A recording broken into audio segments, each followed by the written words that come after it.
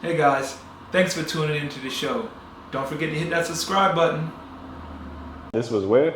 This is in Walmart. Okay. I think that was the most toxic place I've ever been in my lifetime, bro. You was working there. Working there. How long you worked there for? Worked there for about 10 months. Okay. So I got a good little, about 10 months, 9 months. Yeah. So back to what you were saying. What's a crash out for you? These days, it kind of just shows in like how I'm moving. Like I know what's good for me, and I know what's not good for me. So if I'm leaning more towards like what's not good for me, that means I'm probably in the midst of a crash out. It'd take a lot for somebody to see it If they don't know you. if you don't know me. Right. It'd take a lot. But these days, that's more so, in my opinion, what my crash outs look like. Have you crashed out since you've been here? Crashed out? Nah. I don't think anybody has since you've been here. The only crash out we saw was that one game. But I don't even. Yeah, that was. Now that's a crash out. Now that's the epitome of a crash out. They crashed out and they be looking, that's what I'm saying. Y'all be looking at us like we're the ones that's wild. Like I ain't never in any part of my life got that physical or that close to getting into an altercation with somebody on my team. Like in the worst of the worst, it's never gotten that bad. Yeah, but it's a cultural thing. Like there's an understanding there. They could do it with each other. Oh, but I just think it comes from like once you begin to understand a person, like those two, they've been around each other for some time, so like they understand each other. They understand what makes each other upset. Right. This, that, the other. So when I look at that situation, like it's not that bad. It's like two brothers fighting. Not that it's a brother-brother relationship, but when you around somebody long enough, like you're gonna get upset.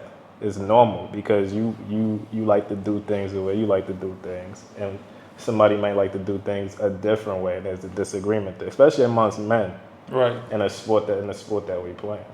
So I don't think that's so much of a crash out because they was able to come back, and it's not to say it's been completely normal, but it's been a professional relationship since. So I don't think that's too. If it was happening every single day, Oh yeah. then I would say this is. But it was just a heat of the moment type thing. I'm not even gonna go into that. We're gonna leave that. I'm gonna leave that alone. Yeah. I'm gonna just leave that alone.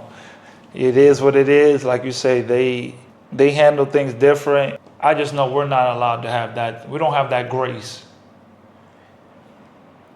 I think it depends. On what? Relationships, like. Do you think your relationship is strong enough here that you can come out on the right side of that situation? I mean, it's tough. It's tough. You have to understand the profession now. Like, as an individual, like you have to understand who you are in the profession that we're in. And then it's easier to navigate. I was about to ask, that was another thing I was about to ask, like what's your craziest culture shock you've experienced? What about that? China was a shock. China could be a shock. China was a It shock. can definitely be a culture shock. Germany was okay. I mean, but I was in a small city Germany. Like I always say, like if I was to do Germany again, I would try and go to a bigger city in Germany. I heard Germany was pretty straight, like as far as like the lifestyle. I heard they love black people over there, to be honest. I'm sure they do. You were there. You tell me. But I was, like I said, I wasn't like in like. Oh, you was in some small. Yeah, that's what I'm saying. Like I wasn't like in like Berlin, yeah. Munich, Hamburg, like one of those bigger cities. Yeah, dang, that sucks. You was in the. Like I was in a village, bro. It was like village. 30,000 people. So I was like, and they were cool. Like they was. Still. They weren't. It's That's not a like haul. That's a long haul, boy. Being in a small town like that. I mean, I guess you know what? Like, you're much younger. I would probably be the same way too. Like, Yeah. now I'm like, man, I need a small village, just so I can stay focused. I ain't trying to be. Give me just a nice, cool. Like, I don't mind a good city, but like sometimes, like for me, where I'm at in my life. Remember, like we was talking earlier, and you said, did we was talking on the pod, or was we just chopping it up? You say, how long do I think I can last? Yeah. I was like, if my mind is there, I could play till I'm 40. If my mind is there. Right. Yeah, I said I had about 5 more years. Okay. I got about 5 more. Maybe I was talking to my homeboy about it, but I think I got like 5 more. Yeah, he did ask me. He said, how long do I feel like I can go? And I said, probably like 5 more years, because I just turned 35 last month. And then really it will gauge out to be like, and when I turn 40, I'll be like in the season, finishing that season. I can finish in the summer, which kind of works out because that's when I get my daughter. Okay. So it makes sense. And that gives me 5 years to just continuously build out what I've already been building. That's 5 years to be like, all right, this is the plan. For the first, 9 years of my career, I didn't have a plan. Like, what was I gonna do? I had some couple of investment ideas, bad mismanagement of funds, left pretty much all the money I did make. It just slipped through your fingers because you just don't got no plan for your bread. Yeah. And I think that's what changed my whole perspective. It started off real. First I was just, in the motivational videos. Just listening to mad motivation. Then they start talking about business. So it kind of got me into business. I'm like, oh dang, I really rock with this business stuff. That's why I said I got the book, I got the course, I got the email, like I got all the stuff that's like to the digital biz, like marketing, digital business. Like I rock with it. So it kind of led me down that. That's how I found Trap. Because they all rocking with each other and I get to hearing him. I'm like, I like stocks. I used to trade Forex. I learned how to do that first, like 2 years ago, but bad mismanagement of money. I couldn't keep no money you know what I mean?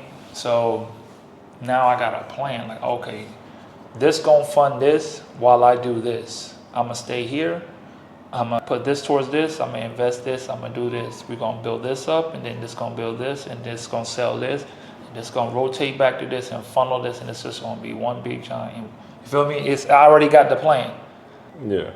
It took a couple years to formulate the plan, but I guess a lot of times when you don't come from, like, I told my homeboy that, like, you got a game plan for each game you go on playing basketball. Yep.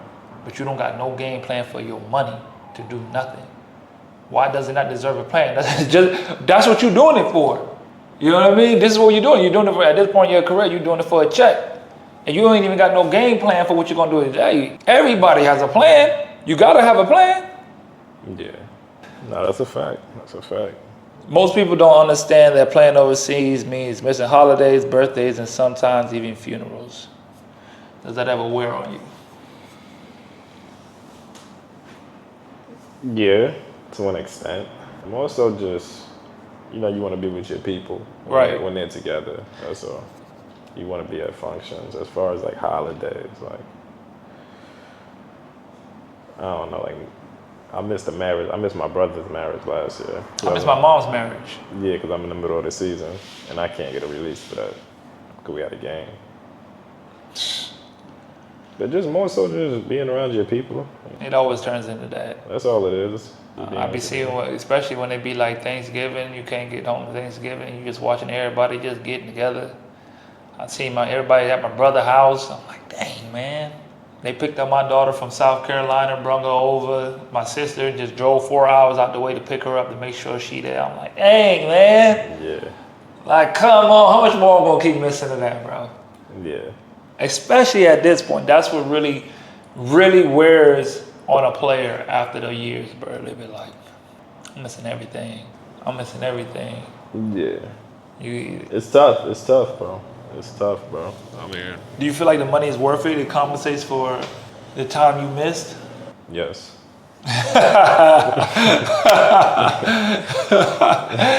Yes. Yes. It better be worth something. I'm out here doing all this. Shoot. For sure, man. It better be worth something. Man's got to go to work, bro. Gotta work. Man, that work, it don't eat. Sometimes it takes sacrifices. Man's got to go to work, bro.